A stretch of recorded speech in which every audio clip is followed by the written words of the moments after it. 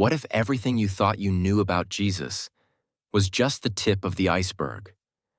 What if behind the stained glass in Sunday sermons lies a hidden history, a spiritual matrix of lost journeys, banned scriptures, and secret teachings? This is part 2 of our forbidden deep dive into the life of Jesus. But this time, we're adding a powerful new layer, the Islamic perspective. Because while mainstream Christianity holds one narrative, Islam offers another, one that both affirms parts of Jesus' story and firmly challenges others. Get ready for 13 more forbidden theories about Jesus they don't teach in church, each one layered with mystery, controversy, and a deeper truth. First up, the Jesus in Britain theory. According to legends, Jesus traveled with his uncle Joseph of Arimathea to Britain, possibly Glastonbury, centuries before the church ever set foot there. Ancient Welsh folklore, stone inscriptions, and even William Blake's famous poem Jerusalem hint that Jesus once walked the green hills of England.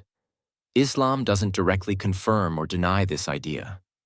While the Quran remains silent on Jesus traveling to distant lands like Britain, Islamic tradition allows for the possibility that prophets could be divinely guided across regions. Still, there's no textual support for this theory, so while it's not heretical in Islam, it remains unverified folklore. Then come the lost Gospels, the Gospel of Judas, the Gospel of the Egyptians, the Gospel of Mary, and many more. These texts, written in the first centuries after Jesus, were banned from the Bible by early church councils. Some paint Jesus not as divine, but as a mystic teacher revealing secret wisdom. Interestingly, Islam agrees that Jesus was not divine. He was a prophet, not God or the Son of God. In fact, these Gospels sometimes align more with Islamic monotheism than modern Christian doctrine. However, Islam only accepts the original Injil, the pure gospel revealed directly to Jesus by God. These apocryphal Gospels, though fascinating, are considered human creations, not divine scripture. Now let's go east, to India, where a controversial theory claims that Jesus survived the crucifixion and lived out his life in Kashmir. The Rosa Bal tomb in Srinagar is believed by some to be his final resting place. There's even talk of a bloodline that continues to this day. This is where Islamic belief partially overlaps. The Quran clearly states that Jesus was not crucified but was raised up by God. So Islam agrees he didn't die on the cross. But it does not support the idea that he settled in India or had descendants. According to Islam, Jesus was taken up alive and will return before the end of time.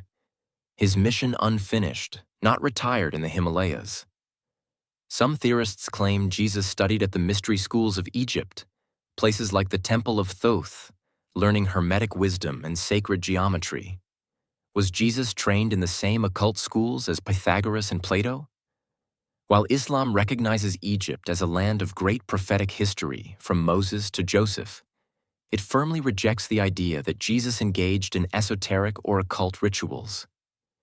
Islam sees Jesus as a prophet of pure monotheism, untainted by pagan or magical practices. Any spiritual wisdom he carried came from divine revelation, not secret Egyptian rites.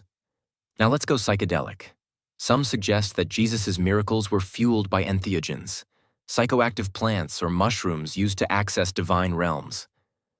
John Allegro's The Sacred Mushroom and the Cross takes it further, proposing that Christianity itself began as a symbolic mushroom cult. Islam strongly refutes this. Jesus' miracles, healing the blind, raising the dead, speaking from the cradle, are described in the Quran as clear signs from Allah. These were not hallucinations, drug-induced states, or metaphors. They were real, divinely sanctioned acts. Reducing Jesus' mission to a mushroom trip? That's a no-go in Islam. Another fringe theory suggests Jesus visited ancient Celtic lands and studied with the Druids, absorbing their mystical teachings and ideas about reincarnation and the soul. While this paints a romantic picture, Islam finds little compatibility here. The Druids were polytheists, and Islam holds that prophets did not borrow from paganism. Jesus' message, like that of all prophets, came from the one God. While he may have traveled, Islam insists his teachings remained rooted in divine truth, not earthly mysticism.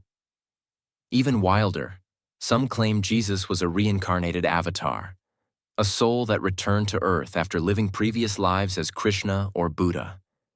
This theory is popular in New Age and theosophical circles, but Islam decisively rejects reincarnation. Each soul lives once, dies once, and is resurrected on Judgment Day. Jesus is not a recycled deity. He is a unique prophet born of a virgin by the will of Allah. No cosmic cycle, no avatar status, just truth.